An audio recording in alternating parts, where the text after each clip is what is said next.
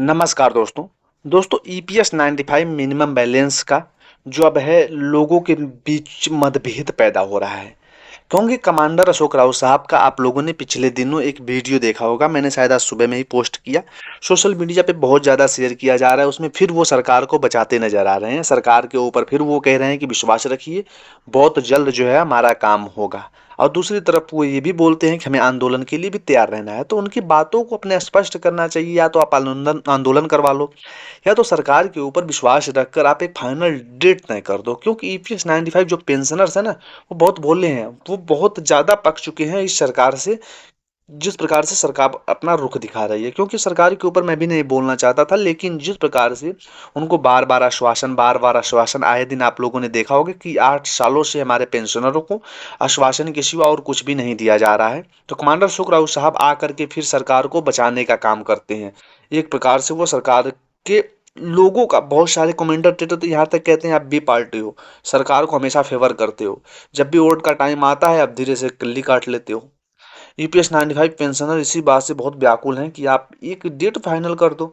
अगर वो उसमें काम नहीं होता है तो या तो आंदोलन कर लेंगे, या तो फिर वो ठक के बैठ जाएंगे। लेकिन ईपीएस 95 पेंशनरों से मैं यही कहना चाहूंगा कि बहुत से लोग सोशल मीडिया पे इस प्रकार की बातें भी लिखते हैं। ठीक है, अपनी जगह सही है, लेकिन उसमें से कितने लोग आकर उनका साथ देते हैं, कितने लोग उस लड़ाई में लड़ते हैं, ये भी तो देखना होगा। अगर आप लड़ाई लड़ते हो तो साथ में मिलकर ये मीटिंग की जा सकती है, बैठ के बातें किया जा सकता है। लेकिन सोशल मीडिया पे हमें लिखने का भी कोई हक नहीं है। सोशल मीडिया पे इतना ही कर सकते हैं, उनकी वीडियो को आप शेयर करिए, ज़्यादा से ज़्यादा लोगों तक पहुँचाएं, ज़्यादा से ज़्यादा जो है लोग जुड़ सकें। क्योंकि वो निस्वार्थ, वो भी एक बंदा ऐसे हैं कि लगे हुए हैं। लोग प्रकार प्रकार की बातें करते हैं, उनका भी मनोबल टूटता है, कम होता है, फिर उठते हैं, फिर चलते हैं, फिर लड़ते हैं।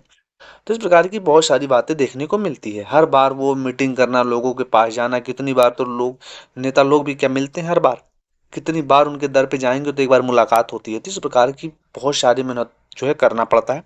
तो किसी को यह हक नहीं है कि आप सोशल मीडिया पे बैठ करके उनके ऊपर सवाल उठाएं, कमांडो सुखराव जी के ऊपर। वो जिस प्रकार से, जिस निष्ठा और मन से लगे हुए हैं, उसमें आपको इतना ही करना है, उनका सपोर्ट करिए। मिनिमम बैलेंस वो पक्का बढ़वा के ही रहेंगे। हालांकि वो मेहनत कर रहे हैं तो क्या वो 10 साल से वो नहीं पक रहे हैं, उनको मीटिंग नहीं है, उनके घर द्वार नहीं है, लेकिन फिर भी जहाँ पे भी जो मीटिंग होती है वो अटेंड करना, उसको निष्पक्ष 1-1 घंटे 2-2 घंटे लाइव आकर भाषण देना, लोगों को बातों को जोड़ना, लोगों की बातों का उत्तर देना, इस प्रकार से वो लगे हुए हैं। तो उनके ऊपर सवाल नहीं बनता है। हाँ, ये आप कह सकते हो उनसे बैठ के मीटिंग करिए, उनके साथ बातें किया जा सकता है, और फिर उसमें सहमति बनाई जा सकती है। इनके साथ बहुत सारी इनकी टीमें हैं, टीमों से आप लोग मिलिए। क्योंकि सोशल मीडिया पे तो मैं भी लिख दूंगा कि कमांडो सुखराव साहब ऐसे काम नहीं हो रहा है, आप आंदोलन करिए। आंदोलन ठीक है, आंदोलन करेंगे, लेकिन आंदोलन करने के बाद परिणाम भी बहुत बुरा होता है। वहाँ पे किसी की अगर, खुदा ना खास्ता किसी की अगर जान ही चली गई, कोई बुजुर्ग हमारे दवाई की वजह से, कोई पानी की वजह से कुछ हो गया, तो उसकी जिम्मेदारी कौन लेगा? हम सोशल मीडिया पे बैठ के हम लोग थोड़ी लेंगे, कमांडो राव साहब के ही पर सर पे जाएगा। तो इस प्रकार से वो इस बात को भी सोचते हैं कि हमारे बुजुर्ग परेशान ना हो और उनका मिनिमम बैलेंस बढ़ भी जाए। तो उनका सोचना अपनी जगह सही है, बड़े लीडर हैं हमारे, और संगठन को इतना लंबा लेके चल गए। सबसे बड़ी बात तो ये, संगठन को इतना लंबा उन्होंने चलाया। आजकल संगठन बनते हैं 4 दिन में, टूटते हैं 6 दिन में, बनते हैं फिर 4 दिन में टूटते हैं। तो उन्होंने आज 10 साल से इस संगठन को बना के रखा है। हालांकि उन्होंने इस वीडियो में ये भी स्पष्ट कर दिया कि ये संगठन फिर भी खत्म नहीं होगा, मिनिमम बैलेंस बढ़ जाएगा तो भी। जिस जिन भी हमारे पेंशनरों को कोई दिक्कत होगी, परेशानी होगी, इस संगठन उनके लिए काम करेगा, उनके लिए लड़ाई लड़ेगा। बहुत से ऐसे लोग हैं जो मिनिमम बैलेंस के तहत नहीं आएंगे, उनको लेके आया जाएगा। बहुत से लोगों का कागज पत्र से लेके हर चीज प्रकार की, जिस प्रकार की मदद करनी चाहिए उस प्रकार की मदद ये संगठन करता रहेगा।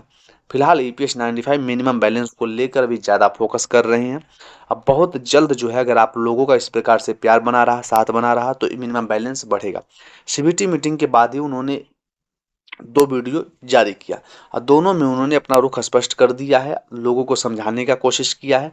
जिस प्रकार से उनकी जो मीटिंगें हैं वो भी आगे चल के होती रहेंगी। भले ही सरकार ने आश्वस्त कर दिया कि आप बैठ जाइए, आपका काम होगा, लेकिन वो अपना जो मीटिंग है और जो अपने चर्चाओं का दौर है उसको नहीं छोड़ेंगे। फिलहाल आप लोगों से भी आश्वस्त किया जाता है कि क्या कुछ होता है, आप लोग अपना कमेंट के माध्यम से हमें बताएं। चलिए दोस्तों, मिलते हैं नए वीडियो में, तब तक के लिए थैंक यू।